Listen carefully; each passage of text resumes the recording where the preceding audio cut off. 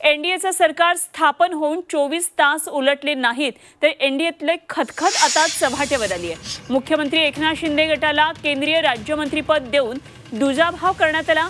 आमच्या शिवसेनेचा strike rate पाहता आम्हाला कॅबिनेट मंत्रीपद द्यायला हवं होतं असं म्हणत शिंदे गटाचे खासदार श्रीरंग बारणेंनी उघडपणे आपली नाराजी व्यक्त केली आहे। एक खासदार निवडून आलेत मात्र त्यांना कॅबिनेट मंत्रीपद दिलं गेलं। मग शिंदे गटाबाबत भाजपनं हा दुजाभाव का केला? भाजपनं साताऱ्याचे खासदार उदयनराजे भोसलेंनाही मंत्रीपद द्यायला हवं होतं असं म्हणत बारणेंनी सगळी खतखत बोलून दाखवली आहे।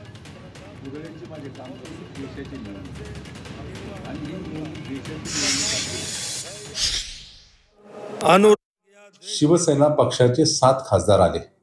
एकूणच महाराष्ट्रामध्ये भारतीय जनता पक्षाने 28 जागा लढवल्या, शिवसेनेने 15 जागा लढवल्या।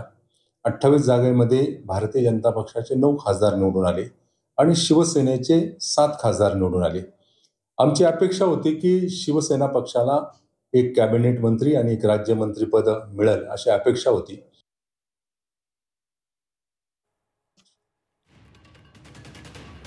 तर बारणे यांनी नाराजी आपली व्यक्त करून दाखवली। आता ही खतखत चव्हाट्यावर आलेली आहे।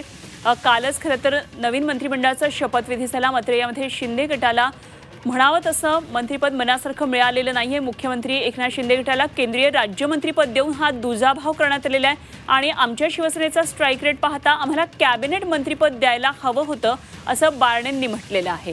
एनडीएचं सरकार स्थापन होऊन आता 24 तास उलटले नाहीत तोपर्यंत एनडीएतील खतखत चव्हाट्यावर आली आहे। मुख्यमंत्री एकनाथ शिंदे गटाला राज्यमंत्रीपद देऊन दुजाभाव करण्यात आल्याचा आरोप होतोय।